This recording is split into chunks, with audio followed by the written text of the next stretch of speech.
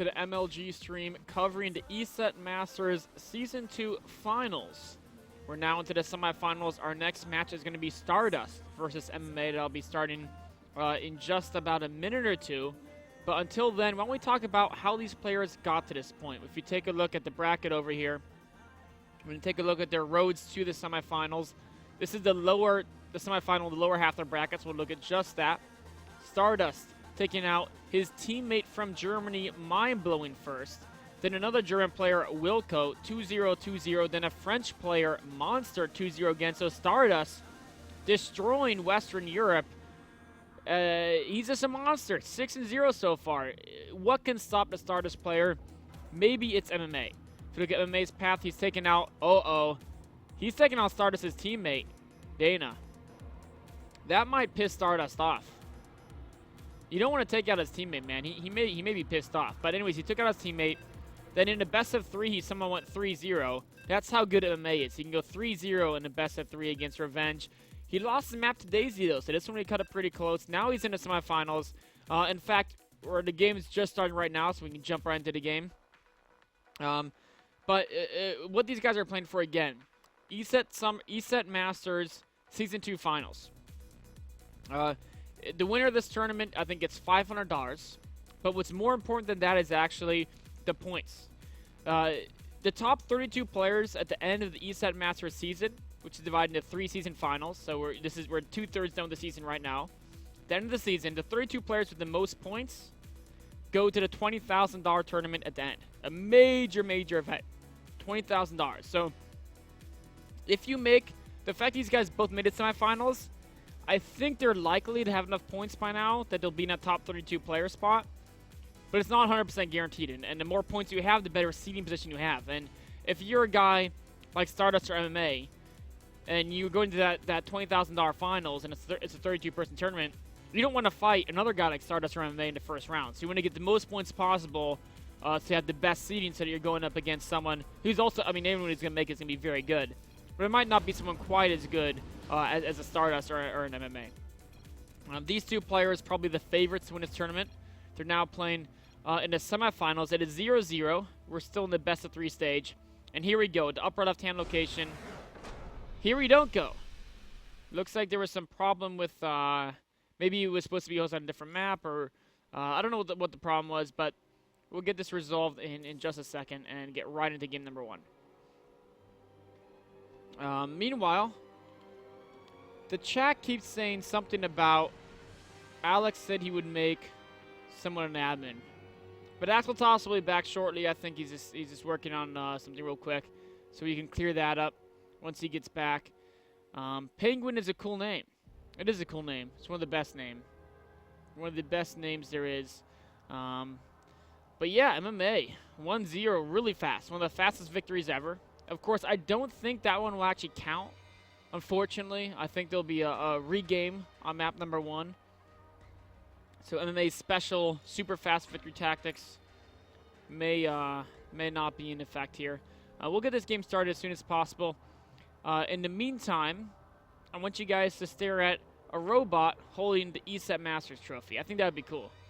What do you think, Lennox? Think we should stare at a robot holding the Masters trophy? I think we should put that up so you guys can stare at it. And maybe how about 30 seconds of MLG music while you're watching Robot. I think that's one of the best things you can possibly do in this short time, or trying to remake that game number 1.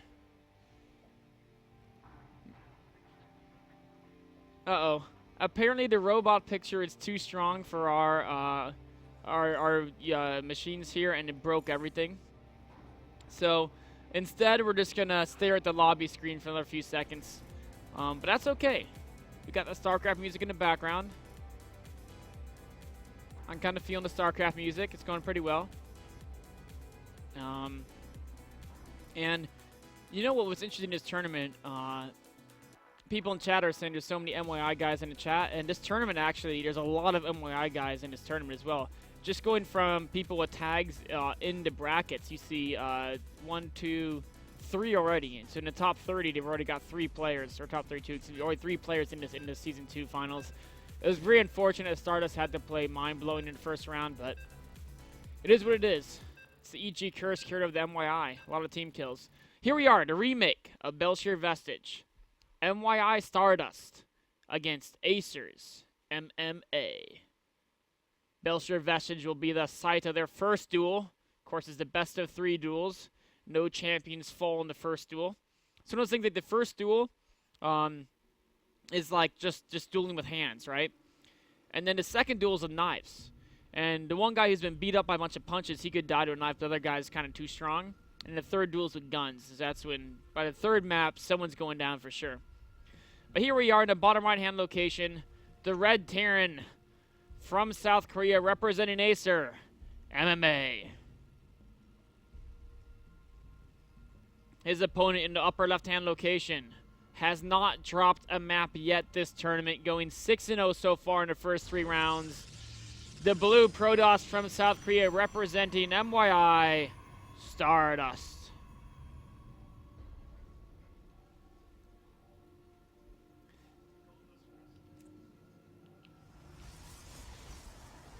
We do have pylons being built here. Looks like it's going to be nothing too crazy from Stardust. He's shown in that past series, though, against Monster, that he's absolutely willing to do very aggressive builds. In fact, Game 1, he did the Proxy Robo, 1 base Immortal Bust. Game 2, he went for a 10-gate early Zealot Stalker Mothership Core Pressure that ended up... It's like, I think he wouldn't do damage, and kind of accidentally killed his opponent. That's how good this guy is. He goes for a harass build, and he's like, oh, I just killed you. Oops, I guess the game is over. But of course, he's up against MMA, who is no slouch. MMA, a ton of silver medals, several gold medals in premier events under his belt. If you look, MMA historically is the more accomplished of the two. Stardust, you know, he's won a DreamHack. Stardust has done very well over the last about 6 months. He's been doing very, very, very well. MMA has been doing very well over the last 2 years. 3 years. Sorry, 3 years. So it's a matter of the guy who's been MMA has been a consistent top performer the last 3 years. He's just always been in the top levels. Against a guy who's just recently become one of those top guys who everyone is scared of. And it's kind of like the younger upstart in a way. Not necessarily in age, but in experience playing at the premier level event. Stardust, of course, he's got a decent amount of experience under his belt. Like I said, the last 6 months been doing very well. Uh-oh, is he going to see this eBay block? Oh, no. He misses the eBay block. This could be huge.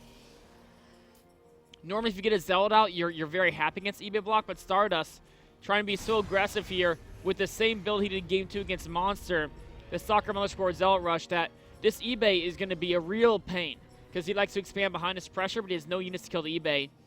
This could actually be very disastrous for Stardust. Now, if he does a lot of damage to MMA, in fact, it could backfire. MMA going with the Reaper.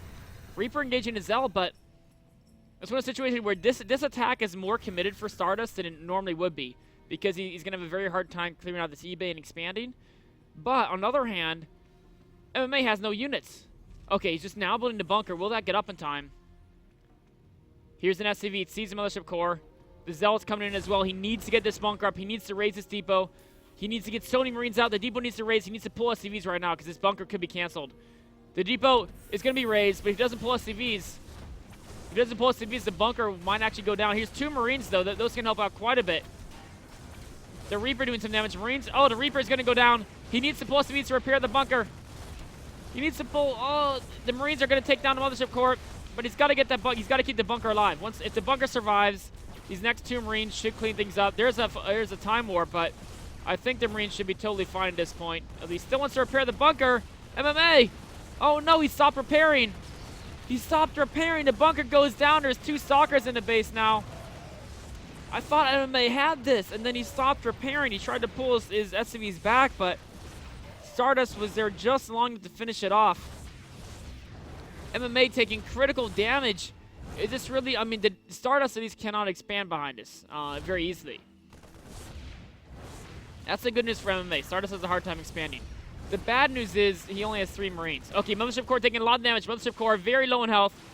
19, 9, 4.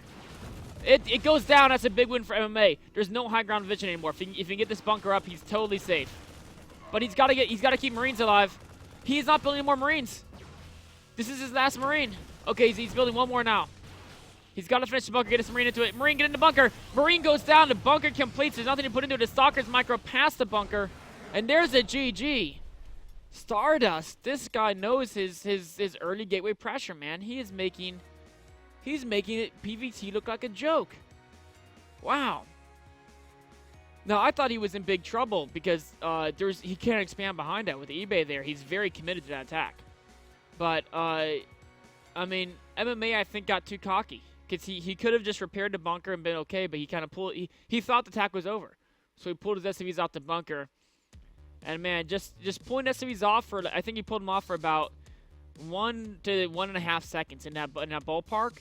And then maybe that plus he could have had, like, maybe should have had 2 more SCVs there. But it's so hard to judge that. You try to make the bare minimum for defense to be in the most optimal manner. The most optimal defense is one that barely holds. And MMA was trying to tread that line so he can barely hold but still really focus on economy and developing his tech. But he just tread that line a little bit too much in the red zone. And he got punished for it. Stardust took him out. Really, really well done by Stardust. He's going to be up 1-0. Game 2 coming up after a short break.